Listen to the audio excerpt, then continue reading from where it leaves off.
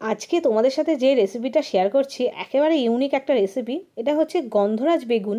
ভীষণ ভালো লাগে খেতে। নিরামিষের দিনে এই রান্নাটা করলে না এক থালা ভাত শেষ হয়ে যাবে, আর একবার রান্না করে খেলে স্বাদ একেবারে মুখে লেগে থাকবে।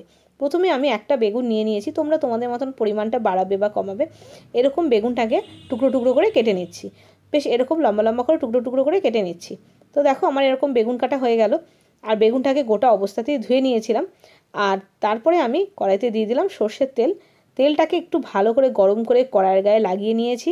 আর তারপরে তেলের মধ্যে আমি একটু নুন আর একটু হলুদ দিয়ে দিলাম, বা বেগুনের মধ্যেও কিন্তু নুন হলুদ মাখিয়ে নিতে পারো। আমি তেলের মধ্যে নুন হলুদ দিলাম, দিয়ে নাড়াচাড়া করে বেগুনটাকে দিয়ে দিলাম।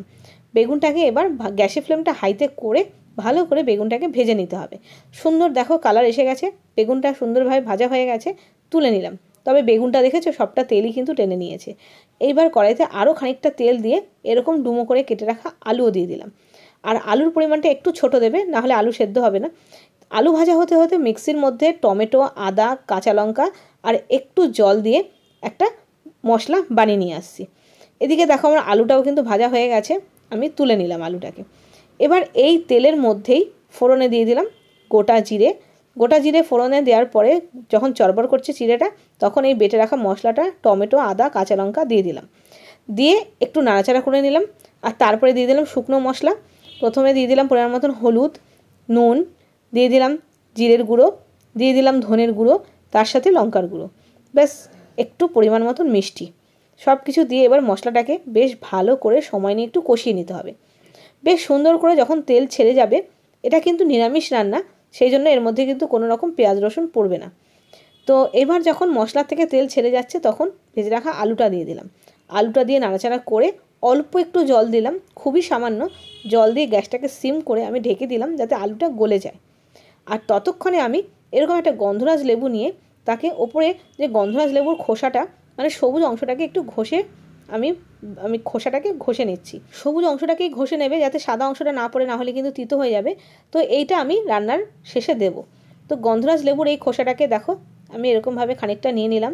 আর এদিকে দেখো আমার আলুটা কিন্তু সুন্দরভাবে গলে গেছে, মশলাটাও সুন্দরভাবে কষে গেছে। তোমাদের সামনে আলু কেটে দেখাচ্ছি, দেখো আলু কিন্তু সুন্দরভাবে গলে গেছে, মশলাটাও সুন্দরভাবে তৈরি হয়ে গেছে। ঠিক সেই সময় আমি দিয়ে দিলাম ভেজে রাখা বেগুনটা। আর এই রান্নাটা কিন্তু একেবারেই গামাখা গামাখা হবে, শুকনো শুকনো, ঝাল ঝাল। তো সেই জন্য কোনো রকমভাবে আর জল দেওয়ার দরকার নেই। বেগুনটা দিয়ে নাড়াচাড়া করে লাস্টে নামানোর আগে দিয়ে দিলাম গন্ধরাজ লেবুর খোসাটা। আর তারপরে দুটো গন্ধরাজ লেবু স্লাইস দিয়ে গ্যাসটাকে বন্ধ করে খানিকক্ষণের জন্য রেস্টে রেখে দেবো, যাতে গন্ধরাজ লেবুর গন্ধটা পুরোটা এই বেগুনটার মধ্যে এসে যায়, রান্নাটার মধ্যে। আর তারপরে দেখো আমি সার্ভ করে দিয়েছি।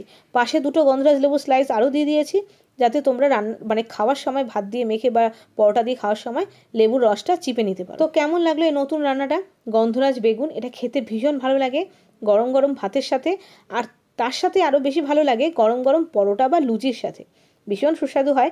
গন্ধরাজ চিকেন তো অনেকবার খেয়েছো, একবার এরকমভাবে নিরামিষের দিনে গন্ধরাজ বেগুন রান্না করে খেয়ে দেখো। বেশ ঝাল ঝাল শুকনো শুকনো একটা তরকারি, এটা দারুণ টেস্টি হয় খেতে। আর সাথে গন্ধরাজ লেবুর এত সুন্দর একটা গন্ধ আসে, ভীষণ ভালো লাগে। তো আজকে এই পর্যন্ত। এই রান্নাটা তোমাদের ভালো লাগলে অবশ্যই করে ছেড়ে যাওয়ার আগে সাবস্ক্রাইব করো, লাইক দিও, কমেন্ট পাঠিও। তো দেখা হচ্ছে আরও সুন্দর সুন্দর রেসিপির সাথে। ততক্ষণের জন্য বাই বাই।